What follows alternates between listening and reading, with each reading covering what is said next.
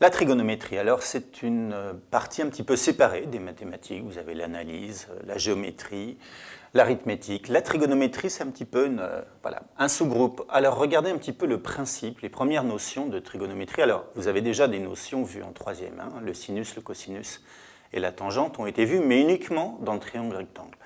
On va voir un petit peu autre chose, on va étendre ces notions en tout cas. Regardez, on va faire quelque chose d'assez étonnant. Voilà un cercle de centre 1. De rayon 1, pardon, excusez-moi, de centre, l'origine du repère est de rayon 1. Et vous avez ici une droite numérique qui va de 0 jusqu'à plus l'infini. Et vous allez imaginer que cette droite, elle va se ramollir un petit peu, un peu comme une ficelle. Et on va enrouler cette droite autour du cercle. Vous imaginez très bien ce que ça peut faire, comme un yo-yo finalement. En faisant enrouler cette droite autour du cercle, vous vous rendez bien compte, bien évidemment, qu'au bout d'un moment, elle a fait un tour complet, d'accord? Et pour faire un tour complet, puisque le cercle a un rayon 1, vous connaissez la formule du périmètre d'un cercle, c'est 2 fois pi fois rayon. 2 fois pi fois 1, ça fait 2pi. Ça veut dire que finalement, le point qui est ici à 2pi arrivera à avoir fait un tour complet. Cela signifie qu'on va inventer une nouvelle mesure, en tout cas pour les angles, c'est qu'on va pouvoir proposer à la fois des degrés, ce que vous connaissez bien, de 0 jusqu'à 360 degrés, mais on va aussi inventer une nouvelle unité qu'on appelle les radians.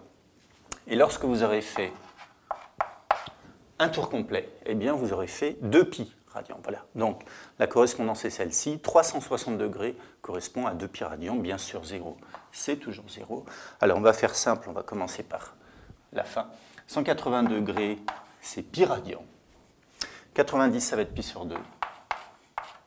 Alors, il faudra que vous commenciez à connaître peu à peu ces angles-là. Ici, pi sur 3, pi sur 4 et pi sur 6. Pour ces angles qui, peu à peu, vont devenir familiers avec vous.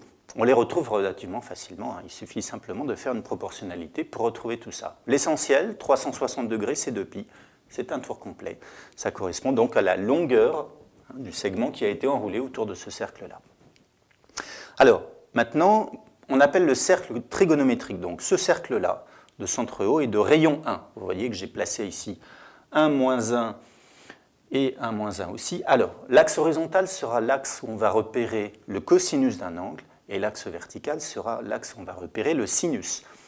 J'ai placé ici un nombre x qui correspond à un angle.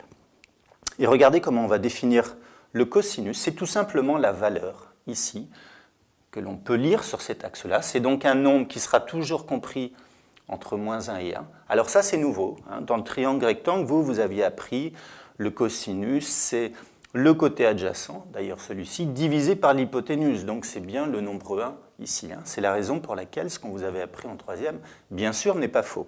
Simplement, on va l'étendre ici dans le cercle trigonométrique. Donc retenez bien. Le cosinus, c'est tout simplement la valeur que l'on va lire sur cet axe-là.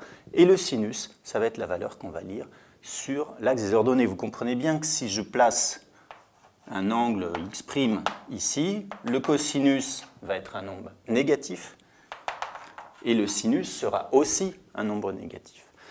Dernière propriété que vous connaissez depuis la classe de la troisième, c'est la relation fondamentale de la trigonométrie qui se montre extrêmement facilement par un petit Pythagore dans ce triangle-là. Le cosinus carré plus sinus carré de n'importe quel angle, ça vaut toujours 1.